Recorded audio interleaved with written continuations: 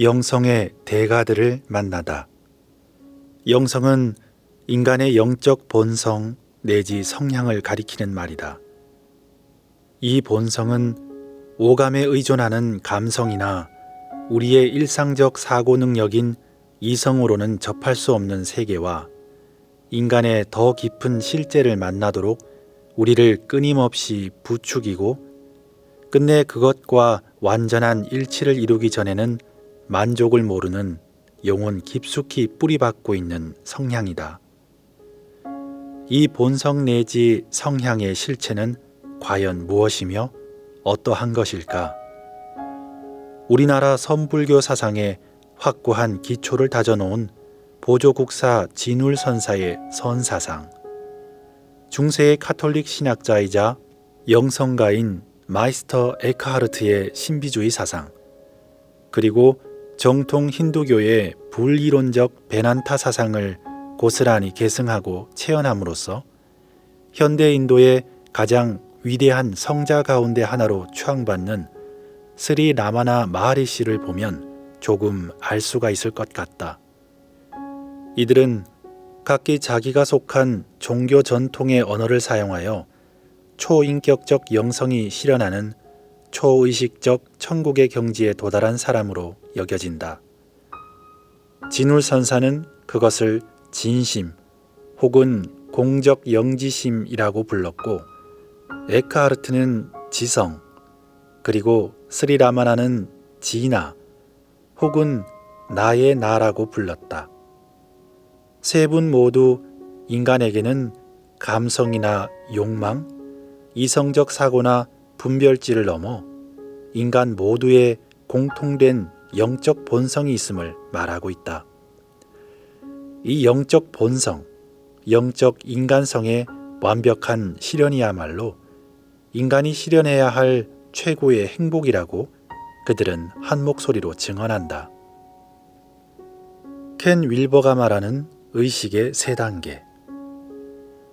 현대에 가장 주목할 만한 영성 사상가 가운데 한 사람인 켄 윌버는 인간의 의식, 정신 발달의 단계를 인격 형성 이전 단계, 인격의 단계, 그리고 초인격 단계로 구분한다. 윌버는 이 세 단계를 인간의 행복이라는 관점에서 각각 의식되지 않은 지옥, 의식된 지옥, 무의식적 천국으로 특징 짓는다. 자의식이 발달한 인격 형성 이전의 어린아이들의 정신세계는 아직 언어 능력과 합리적 사고가 형성되지 못한 세계다.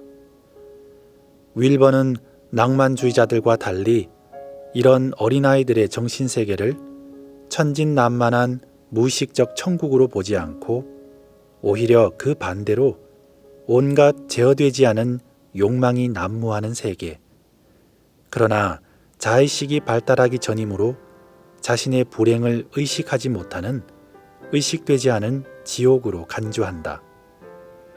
그 다음 단계는 언어, 자의식, 합리성이 발달하고 인격이 형성된 정신세계로서 끝없는 욕망과 갈등이 야기되는 의식된 지옥의 세계다. 마지막으로 윌버에 따르면 인간은 이 지옥을 벗어나고자 자의식과 분별적 사고, 분석적 이성이 지배하는 인격의 단계를 초월하는 초의식적 혹은 무의식적 천국을 갈망하고 실현하고자 한다. 이 단계야말로 인류의 정신이 도달할 수 있는 최고의 경지로서 모든 종교, 특히 신비주의 영성이 궁극적으로 도달하고자 하는 구원의 경지다. 언어 능력과 합리성의 발달로 개체적 인격이 형성되지 않은 어린아이들의 세계가 과연 천국인지 지옥인지의 문제를 떠나 우리는 맹목적 욕망과 충동이 지배하며 현실과 상상의 세계를 명확히 구분하지 못하는 정신세계를 비단 어린아이들뿐 아니라 정신적으로 미숙한 어른들에게서도 발견한다. 생물학적 인간 혹은 동물적 유형에 속하는 사람들로서 합리적 판단과 자제력이 없이 무조건 욕망과 충동에 따라 행동하는 사람들이다. 자신을 객관화해서 성찰할 능력이 결여된 사람들이며 타인에 대한 배려나 양보 같은 것은 안중에 없는 유형의 사람들이라 하겠다. 생물학적 인간관을 넘어 서양의 반이성주의 사상가들 가운데 생물학적 관점에서 인간의 본래적 모습을 찾을 수 있다고 주장하는 사람들이 있다. 인간을 기본적으로 동물과 별 차이가 없다고 보는 인간관이다. 이런 생물학적 인간관은 근대로 접어들면서 본격적으로 등장하기 시작했는데 가장 대표적인 사람이 토마스 홉스이며 후대에 와서는 니체나 다윈, 프로이트 같은 사상가가 이 반열에 속한다. 또 최근에 리처드 도킨스 같은 사람도 이 부류에 속한다. 홉스나 프로이트 등에 의하면 인간은 철두철미 욕망의 지배를 받는 존재로서 제 아무리 이성과 합리적 사고가 발달한다 해도 욕망 앞에서는 무기력하다. 이성은 자기의 이기적 욕망을 억제하거나 교묘히 합리화하는 도구에 지나지 않으며 인간은 결코 이기적 욕망의 사슬에서 벗어날 수 없다. 홉스에 따르면 개인의 욕망이 방치된 자연 상태는 만인이 만인의 적이 되어 늑대처럼 싸우는 상태이기 때문에 모두가 생존의 위협을 느끼며 불안해한다. 사람들은 생존을 보장하기 위해서라도 사회 질서를 유지하는 강력한 권력을 요구하게 되며 심지어 독재라 해도 무질서보다 낫다고 여긴다.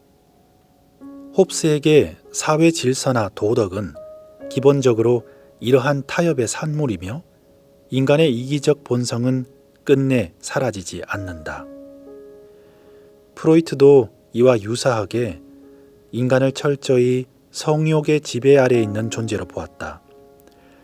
인간은 이성이 발달하고 사회와 문화의 강요로 어느 정도 원초적 욕망을 제어하며 살지만 이 욕망은 결코 사라지지 않고 의식의 수면 아래로 가라앉아 여전히 우리의 사고와 행동을 뒤에서 지배한다. 프로이트에게 사회, 문화, 도덕, 종교, 사상 같은 것은 모두 표피적 현상에 지나지 않고 인간의 진실은 무의식의 세계에 감춰져 있다. 니체는 성욕 대신 힘의 의지를 말하며 다윈은 생존 경쟁과 적자 생존을, 도킨스는 이기적 유전자를 인간의 진실로 제시했다. 이들에게 이성이니 도덕성이니 영성이니 하는 것은 억압된 생물학적 욕망의 부차적 산물에 지나지 않는다. 인류 역사는 본능적 욕구를 충족시키기 위한 수단과 투쟁의 역사이며 인생에 더 고차적 목적이나 의미 같은 것은 존재하지 않는다. 어른이든 아이든 인간은 욕망의 노예다. 욕망의 사슬을 벗어날 길이 없는 인간은 일시적인 욕구의 충족에도 불구하고 끝까지 불행할 수밖에 없다. 유학이나 어린아이 시절을 지나 합리적 사고를 하게 되고 자의식이 발달된 인격이 형성된다 해도 인간에게는 새로운 고민과 불행이 시작된다고 윌버는 말한다. 의식되는 지옥이 시작된다는 것이다. 이런 견해의 바탕에는 역시 프로이트적인 인간관이 자리하고 있다. 인간이 아무리 의식과 합리성이 발달한다 해도 억압되고 축적된 무의식의 힘은 여전히 인격을 지배하고 교묘한 형태로 표출된다. 인격 형성의 단계에서 인간은 여전히 집단이나 공동체에 속해 살지만 각자가 자신을 인격적 주체로 의식하며 자유와 권리를 주장한다. 자신뿐 아니라 타인도 동등한 인격체임을 알고 존중한다. 사회적 소속이나 신분, 성별이나 빈부의 차이에 관계없이 모든 사람의 인격과 인권을 존중하며 나아가 보편적 인류애를 발휘하는 성숙한 인격의 경지에까지 이르기도 한다. 인간을 이렇게 인격적, 합리적 주체로 이해하는 인간관이 보편화된 것은 인류 역사상 18세기 서구 계몽주의 시기 이후라 해도 크게 틀리지 않는다. 그 이전에도 인간은 결코 혈연이나 지연에 의한 집단의 전적으로 함몰된 존재는 아니었다. 하지만 근대 이전의 전통사회에서는 인간을 독자적 인격체나 주체로 간주하기보다는 특정 집단에 속한 존재로 보는 인간관이 지배적이었다. 사회적, 집단적 정체성이 인격체로서의 개인의 정체성에 우선했다. 서양 근대 사상은 수천 년, 아니 수만 년 인류 역사를 지배해 오던 이러한 집단적 인간관 내지 타율적 인간관의 종지부를 찍었다. 모든 사람의 인격과 자율성, 자유와 권리를 인정하고 존중하는 평등주의적 인간관을 보편화시킨 것이다. 서구 계몽주의는 인류 역사상 최초로 전통사회에서 인간을 규정하고 규제해 오던 각종 우연적 차이들, 즉 가족, 부족, 민족, 신분, 계급, 성별, 문화나 종교의 차이로부터 인간을 해방시키고 인간을 단지 인간이라는 이유 하나만으로 존중하고 자유와 권리를 인정하는 지극히 추상적인 평등주의적인 인간관을 상식으로 자리잡게 만든 지대한 공헌을 했다. 이른바 보편인의 출현으로서 이들이 민주사회의 시민이고 자본주의 사회의 경제적 주체로 등장한 근대인들이다. 이러한 근대적 인간관이 실제로 한 사회에서 보편적으로 인정되기까지는 오랜 시간이 걸렸으며 아직도 진행 중이다. 여기서 잠깐 제 생각을 말씀드리면 오늘 뉴스에 차별금지법에 대한 기사가 나오더라고요. 우리 한국에서는 동양에서는 동학이 일어났던 18세기, 19세기에 이미 이러한 근대적 인간이 인간이라는 이유 하나만으로 존중받고 자유와 권리를 인정받을 수 있는 평등주의적인 인간관이 등장했지만 아직도 이 논란은 진행 중인 것 같습니다. 차별이 없어진 사회를 두려워하는 사람들은 어떤 사람들일까요? 세부적인 논의가 필요한 강론을 핑계 삼아 본론마저 이야기를 꺼내지 못하도록 하는 그들은 도대체 어떤 차별적인 세상을 바라는 것일까요? 차별이 곧 그들의 세상을 이루어 왔고 차별이 무너지고 없어진다면 그들의 세상은 없어지는 것일까요? 그런 생각을 해봅니다. 이성과 자의식의 비극. 인간 해방이라는 근대의 혁혁한 공헌에도 불구하고 근대 사회의 개인 인격과 권리 중심의 삶은 인간에게 결코 행복을 가져다 주지 못했다. 가장 근본적인 문제는 자의식의 지나친 발달 자체가 불행의 원천이 되었기 때문이다. 자의식의 발달과 함께 인간은 자기 분열 내지 자기 소외를 경험하게 된다. 인간은 자기 존재를 의식하는 대자적 존재가 되는 순간부터 동물과 달리 나와 남을 구별하고 비교하는 삶을 살며 존재와 의식, 몸과 마음 사이의 괴리를 경험하는 이중적 자아로서 살게 된다. 인간만 경험하는 이러한 자기 분열은 인간의 비극이자 특권이기도 하다. 인간은 자신의 몸뿐만 아니라 마음이나 생각까지도 의식하고 성찰할 수 있는 존재다. 자신을 의식하고 대상화하고 살필 수 있는 자기 초월적 존재이며 자유로운 존재라는 점은 두 가지 측면을 갖는다. 자기 행위와 인격에 대해서 책임을 지는 자유로운 존재라는 것과 바로 이러한 자유로 인해 방황을 하고 불안을 느끼는 불안정한 존재라는 것이다. 자신의 유한성과 죽음을 의식하고 자연적 욕구 이상의 욕심에 사로잡히는가 하면 끊임없이 자신의 욕망과 갈등하고 싸워야만 한다. 존재와 의식이라는 이중 구조를 지닌 인간은 현실적으로 존재하는 자신과 되어야만 하는 당위적 자신 사이에서 갈등한다. 자의식을 통해 자신의 존재를 확인하고 주체성과 자유를 확보할 수 있는 존재가 인간이지만 이 때문에 인간은 자기 자신과 공동체와 자연 세계로부터 소외될 수 있는 존재이기도 하다. 근대 사회는 이런 자의식이 보편화되어 개인의 주체성, 자유, 권리, 책임이 상식으로 자리 잡는 사회다. 개인주의가 극도로 발달하면서 자의식의 과잉 현상마저 생겨 고립된 개인들 사이에 끊임없는 긴장과 경쟁, 대립과 갈등을 야기한다. 신과 자연과 공동체로부터 단절되고 소외된 개인에게 고독은 운명이 된다. 이것을 윌버는 의식된 지옥이라고 부른다. 근대인은 행복하려고 주체 선언을 했지만 결코 행복하지 않고 새로운 지옥을 경험하며 산다.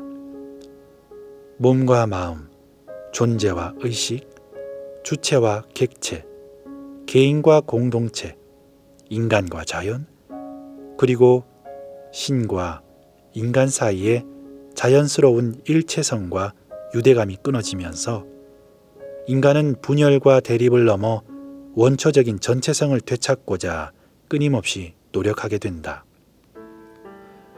분열된 존재, 갈등하고 괴로워하는 자신을 벗어나 통합되고 치유된 존재가 되기 원하며 분열과 대립 이전에 온전한 자아의 평안을 갈망한다.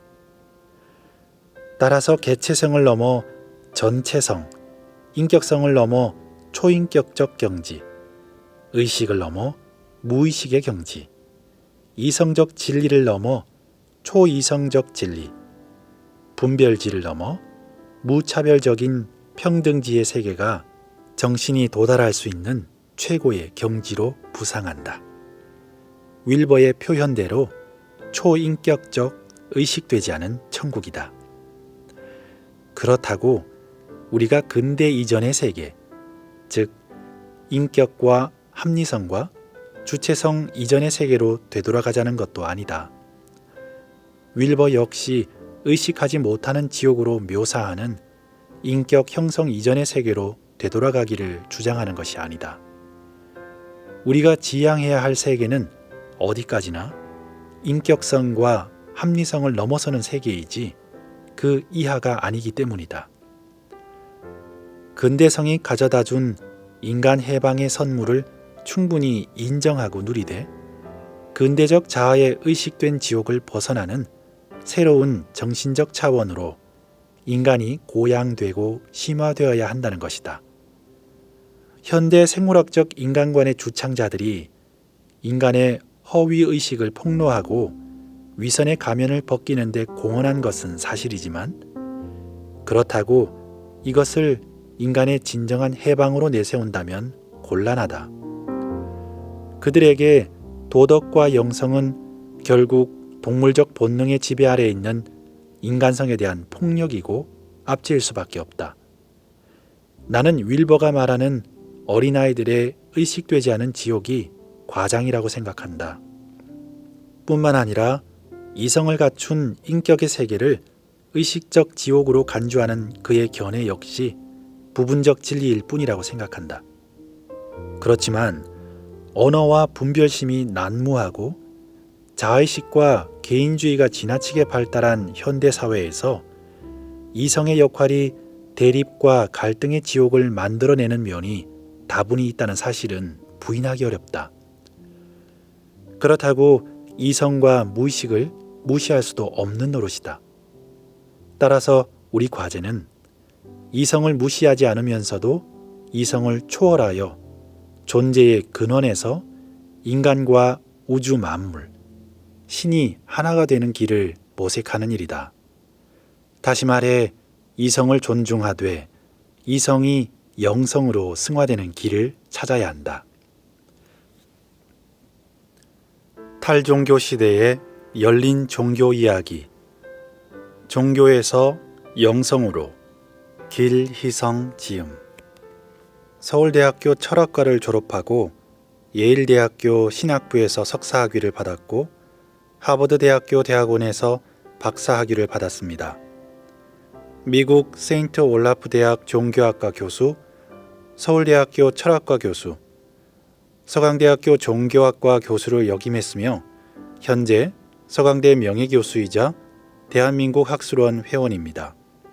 동서양 종교와 철학, 신학을 넘나드는 폭넓은 시야와 깊은 연구로 지식인들 사이에서 존경받는 원로학자십니다.